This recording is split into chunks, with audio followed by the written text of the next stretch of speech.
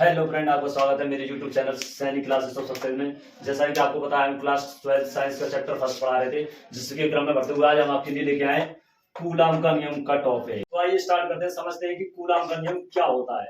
Coulomb नाम के एक वैज्ञानिक हुए, उन्होंने एक नियम दिया जिसे हम कूलाम का नियम कहते हैं। कूलाम का नियम क्या कहता है, जैसा कि थ्योरी में आपको दिख रहा होगा, जो दिख रहा है उसको मैं आपको बोल के बताता हूँ। किन्हीं दो बिंदु आवेशों के मध्य, देखिए बिंदु आवेश मान लीजिए एक Q1 है, एक Q2 है, उनके बीच की दूरी क्या है, R है। तो कूलाम का नियम क्या कहता है? कूलाम का नियम कहता है कि किन्हीं दो बिंदु आवेशों के मध्य लगने वाला आकर्षण अथवा प्रतिकर्षण बल उन दोनों आवेशों के गुणनफल के तो समानुपाती और उनके बीच की दूरी के बल के व्युत्क्रमानुपाती होता है। ये दैट इज कूलाम्स लॉ। ऐसा क्यों होता है? उसने आकर्षण और प्रतिकर्षण ही क्यों बोला? यानी कि आप थ्योरी को ढंग से पढ़ोगे तो आपको दो चीज मिलेंगी।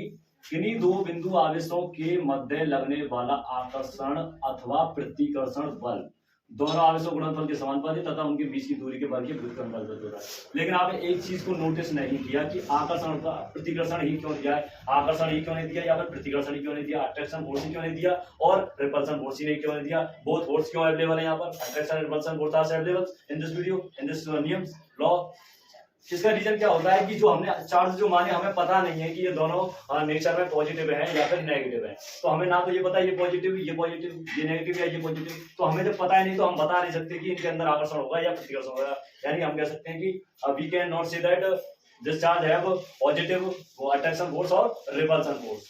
इसलिए उसने क्या कहा, आकर्षण प्रतिकर्षण कुछ ही हो सकता है। यानी कि अगर ये प्लस माइनस होंगे तो इनके बीच में क्या होगा, आकर्षण बल होगा। प्लस प्लस होंगे तो क्या होगा, प्रतिकर्षण बल होगा।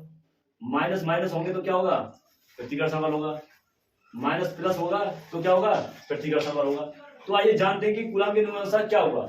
तो तब कूलाम के नियमानुसार फर्स्ट इक्वेशन उन्होंने कहा था कि किन्हीं दो बिंदु आवेशों के मध्य लगने वाला जो आकर्षण बल है दोनों आवेशों के गुणनफल के समानुपाती। अब देखिए यहाँ पे आवेश क्या है, Q1 और Q2 है दोनों, तो उनके समानुपाती लगने वाला आकर्षण बल F होता है। समानुपाती का ये चिन्ह होता है, दोनों आवेशों के गुणनफल के तो समानुपाती हो गया।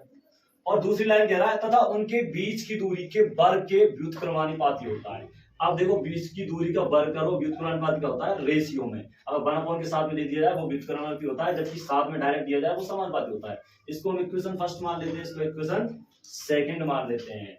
From equation second, first and second, from 1 and 2, क्योंकि ये है प्रोपोर्शनल दोनों की, तो हम एक साथ एक लाइन लिखेंगे, है proportional Q1 Q2 upon R square. अब देखिए, प्रोपोर्शनल को हटाने के लिए, इक्वल लाने के लिए हमें किसी कांस्टेंट की वैल्यू देनी पड़ती है। तो हम मान लेते हैं कि F बराबर K Q1 Q2 upon R square हो जाता है, क्योंकि प्रोपोर्शनल को बराबर बदलने के लिए कुछ ना कुछ कांस्टेंट देना पड़ता है। तो इस प्रकार हम कह सकते हैं, अगर K की वैल्यू यहाँ पर क्या है 1/4πε0 Q1 upon Q2 upon R square, that is coulombs law.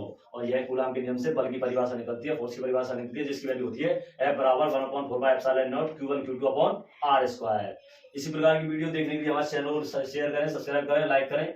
मिलते हैं नेक्स्ट वीडियो में।